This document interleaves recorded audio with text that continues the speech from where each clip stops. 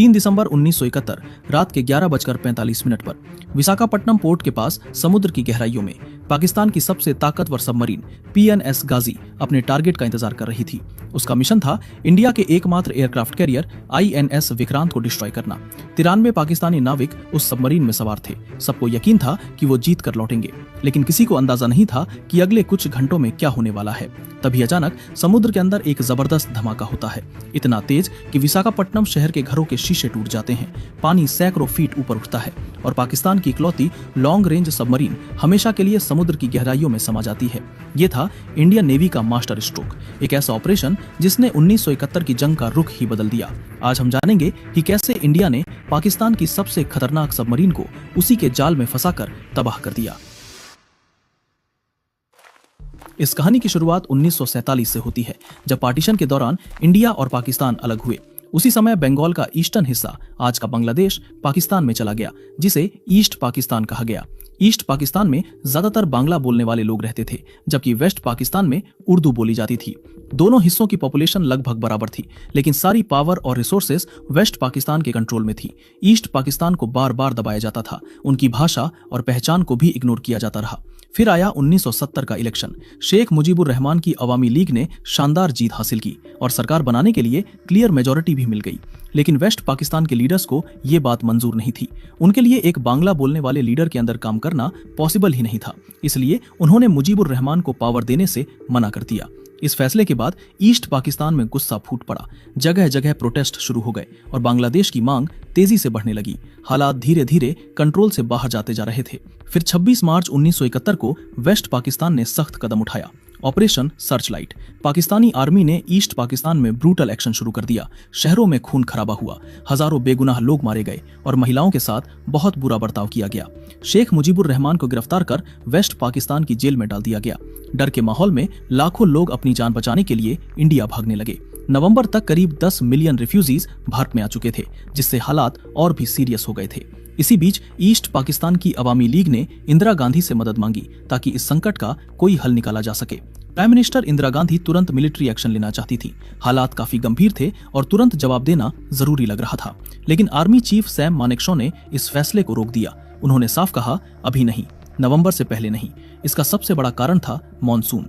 East Pakistan, आज का बांग्लादेश, उस समय भारी बारिश और हर साल आने वाली बाढ़ से जूझ रहा था। ऐसे में अगर युद्ध शुरू होता तो इंडियन आर्मी के टैंक्स और आर्टिलरी कीचड़ में फंस जाते, सैनिकों की मूवमेंट बहुत मुश्किल हो जाती और पूरी स्ट्रेटेजी कमजोर पड़ जाती। सैम मानेकशॉ ने बहुत शांत और समझदारी से इंदिरा गांधी को समझाया, प्राइम मिनिस्टर, मुझे कुछ महीने दीजिए, मैं आपको विक्ट्री गारंटी करता हूँ। उनकी बात में कॉन्फिडेंस और दूर की सोच साफ दिख रही थी।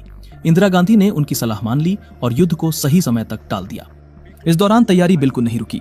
मुक्ति बहनी के लड़ाकों को ट्रेनिंग दी जाने लगी, उन्हें वेपन्स और सपोर्ट दिया गया। हर कदम सोच समझकर उठाया जा रहा था, क्योंकि अब सिर्फ युद्ध नहीं बल्कि एक पक्की जीत की तैयारी हो रही थी। लेकिन इससे पहले कि युद्ध शुरू होता, दोनों देशों के बीच एक सीक्रेट वॉर चल रही थी, इंटेलिजेंस की लड़ाई। 8 नवंबर 1971 इंडियन इंटरसेप्टिंग वायरलेस स्टेशन के commanding officer major Dharmdev Dutt कुछ दिनों से परेशान थे। उन्होंने देखा था कि कराची और ढाका के बीच कम्युनिकेशन में अचानक तेजी आई है। मैसेजेस पड़ गए थे, कुछ बड़ा होने वाला था। लेकिन क्या? मेजर दत्त लगातार 72 घंटे तक बिना रुके पाकिस्तानी नेवल कोड्स को डिकोड करने की कोशिश करते रहे और फिर 10 नवंबर को उनकी मेहनत रंग लाई। कोड टूट गया। जो इन्फॉर्मेशन सामने आई वो चौंकाने वाली थी। पाकिस्तान अपनी सबसे ताकतवर सबमरीन PNS गाजी को इंडिया भेजने की प्लानिंग कर रहा था। मिशन था INS विक्रांत को डिस्ट्रॉय करना। PNS गाजी कोई आम सबमरीन नहीं थी। ये साउथ एशिया की पहली और सबसे पावरफुल सबमरीन थी। पाकिस्तान ने इसे 1964 में अमेरिका से लीज पर लिया था। पहले इसका नाम USS डायब्लो था। 1965 की जंग में भी PNS गाजी ने INS विक्रांत को निशाना बनाने की कोशिश की थी, लेकिन तब वो नाकाम रहा था। अब 1971 में पाकिस्तान फिर वही प्लान दोहरा रहा था। INS विक्रांत इंडिया का एकमात्र एयरक्राफ्ट कैरियर था, समुद्र में फ्लोटिंग एयर स्ट्रिप की तरह। इस पर एक साथ कई फाइटर जेट्स तैनात किए जा सकते थे, हॉकर सी हॉक, सी हैरियर जेट्स, सी किंग हेलीकॉप्टर्स और एंटी सबमरीन एयरक्राफ्ट। ये पाकिस्तान के कई समुद्री और जमीनी ठिकानों को एक साथ तबाह कर सकता था। पाकिस्तान के लिए INS विक्रांत सबसे बड़ा खतरा था और PNS गाजी को भेजने के पीछे यही मकसद था। लेकिन अब इंडिया को पाकिस्तान के पूरे प्लान की जानकारी थी। मेजर धर्मदेव दत्त ने डिकोडेड मैसेजेस इंडियन नेवी को भेज दिए। ईस्टर्न नेवल कमांड के commander in chief vice admiral Neelkanth Krishnan को पता चल गया कि पीएनएस घाजाई आ रही है। लेकिन अब सवाल था, क्या करें? सीधे अटैक? नहीं। वाइस एडमिरल कृष्णन के दिमाग में एक शानदार प्लान था, एक ऐसा मास्टर स्ट्रोक जो पाकिस्तान को उसी के खेल में हरा देगा। प्लान ये था, सबसे पहले आईएनएस विक्रांत को किसी सेफ जगह भेज दो, फिर पाकिस्तान को यह भरोसा दिलाओ कि आईएनएस विक्रांत विशाखापत्तनम में है। जब पीएनएस घाजी वहां आएगी तब उसका स्वागत डेप्थ चार्जेस से करो। इस काम के लिए चुना गया आईएनएस राजपूत को, इंडिया का पहला गाइडेड मिसाइल डिस्ट्रॉयर, तेज रफ्तार डेडली मिसाइल्स, और इसके कमांडर थे captain Inder Singh. Vice admiral Krishnan ने उन्हें अपने कैबिन में बुलाया, पूरा प्लान समझाया। इंदर सिंह चुप खड़े रहे, वो जानते थे कि ये सुइसाइड मिशन है, एक गलती और सब खत्म।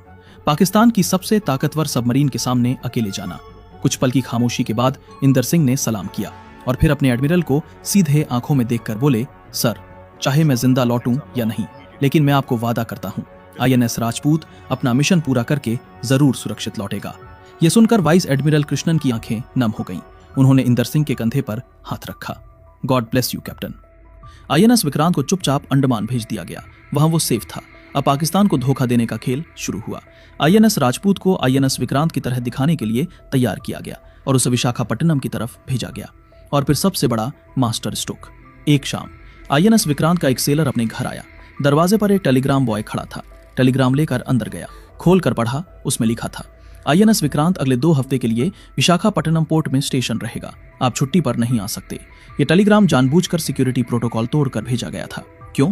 क्योंकि इंडियन इंटेलिजेंस को पता था कि पाकिस्तानी स्पाइस हर इंडियन नेवल ऑफिसर के घर पर नजर रख रहे हैं, उनका मेल चेक कर रहे हैं, टेलीग्राम्स पढ़ रहे हैं। और ठीक वैसा ही हुआ। ये इन्फॉर्मेशन तुरंत पाकिस्तान तक पहुंच गई। इसके अलावा आईएनएस राजपूत ने आईएनएस विक्रांत के कॉल साइन का इस्तेमाल किया। रेडियो फ्रीक्वेंसी पर बार बार खाने पीने का सामान मंगाया गया, बड़ी मात्रा में, जैसे कोई बड़ा एयरक्राफ्ट कैरियर मंगाता है। विशाखापट्टनम के बाजार से भारी मात्रा में राशन, मीट और सब्जियां खरीदी गईं। पाकिस्तानी एजेंट्स ने ये सब देखा और तुरंत पाकिस्तान को खबर भेज दी। 23 नवंबर को पाकिस्तान को कंफर्म हो गया आईएनएस विक्रांत विशाखापट्टनम में है। उधर पीएनएस गाजी श्रीलंका के त्रिनकोमाली में रिफ्यूल हो रही थी। कैप्टन जफर मोहम्मद खान को मैसेज मिला, टारगेट कंफर्म विशाखापट्टनम। 23 नवंबर को पीएनएस गाजी विशाखापट्टनम की तरफ बढ़ गई। पाकिस्तान खुश था, उन्हें लग रहा था कि प्लान काम कर रहा है, लेकिन असल में वो इंडिया के बिछाए जाल में फंस रहे थे। 25 नवंबर तक पीएनएस गाजी मद्रास को पार कर गई और वो धीरे धीरे विशाखापट्टनम के करीब पहुंच रही थी। इंडिया ने चुपचाप उसे अपनी समुद्री सीमा में घुसने दिया, ऐसा दिखाया जैसे कुछ पता ही नहीं। 1 दिसंबर की रात 11:45 पर पीएनएस गाजी विशाखापट्टनम पोर्ट के नेविगेशन चैनल में घुस गई। कैप्टन जफर के पास 3 ऑप्शंस थे। पहला, पोर्ट में माइनस बिछाना। दूसरा, हार्बर में घुसकर आईएनएस विक्रांत को टॉर्पीडो से उड़ाना। तीसरा, बाहर रुककर आईएनएस विक्रांत के निकलने का इंतजार करना। पोर्ट की गहराई कम थी, इसलिए उन्होंने तीसरा ऑप्शन चुना।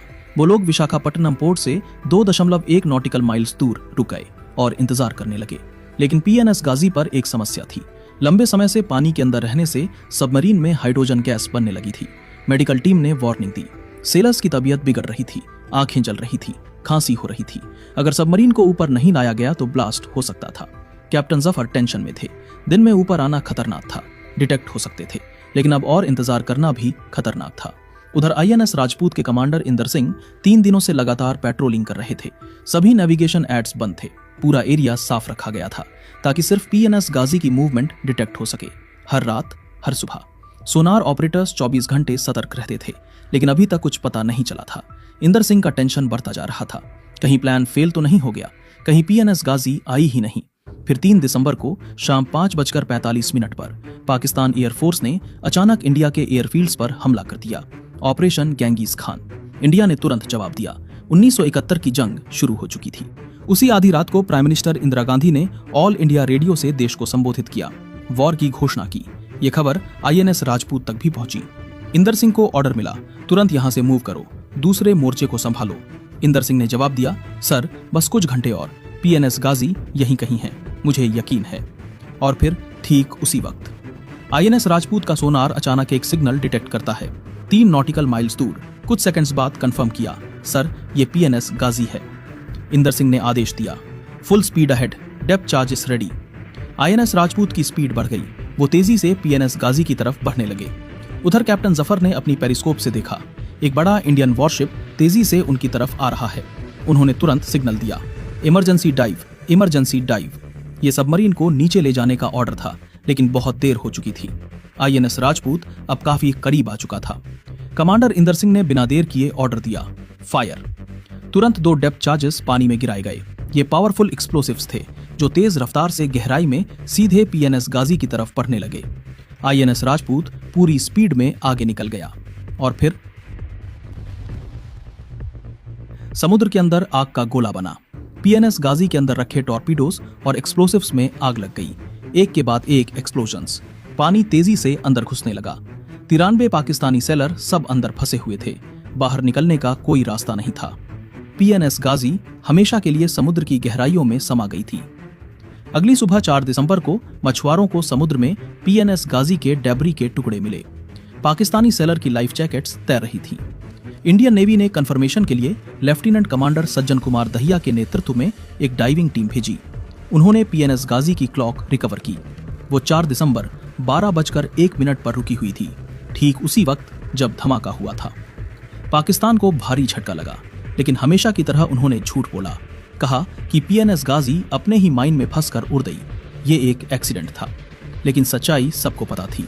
इंडिया ने पाकिस्तान की सबसे ताकतवर सबमरीन को मार गिराया था। INS विक्रांत अब पूरी तरह सेफ था और अब ईस्टर्न फ्रंट खुला पड़ा था। 4 दिसंबर से INS विक्रांत ने ईस्ट पाकिस्तान पर जबरदस्त अटैक शुरू कर दिया। चिटागोंग और कॉक्सिस बाजार में बॉम्बिंग की। पाकिस्तान के सी रूट ब्लॉक हो गई। वेस्टर्न पाकिस्तान से वेपन्स और लॉजिस्टिक्स आना बंद हो गया था। पाकिस्तानी आर्मी आइसोलेटेड हो गई। मोंगला और खुलना में भी INS विक्रांत ने तबाही मचाई। हर अटैक पाकिस्तान के लिए दोहरी मार थी। वेस्टर्न फ्रंट पर भी इंडिया ने फायदा उठाया। 4 दिसंबर को मिसाइल बोट्स ने कराची में घुसकर भारी तबाही मचाई। PNS खैबर डिस्ट्रॉय हो गया। पाकिस्तान की नेवी पूरी तरह हिल गई। 13 दिनों तक जंग चली और फिर 16 दिसंबर 1971 को 93,000 पाकिस्तानी सोल्जर्स ने सरेंडर कर दिया। ईस्ट पाकिस्तान आजाद हुआ और बांग्लादेश का जन्म हुआ। और ये सब संभव हुआ क्योंकि इंडिया ने PNS गाजी को समय रहते तबाह कर दिया था। बाद में अमेरिका ने PNS गाजी को अपनी सबमरीन बताते हुए उसे समुद्र से निकालने की मांग की, लेकिन इंडिया ने साफ मना कर दिया। कहा कि PNS गाजी ने इल्लीगली इंडियन वाटर्स में घुसपैठ की थी। आज भी PNS गाजी विशाखापट्टनम पोर्ट के पास समुद्र की गहराइयों में पड़ी है।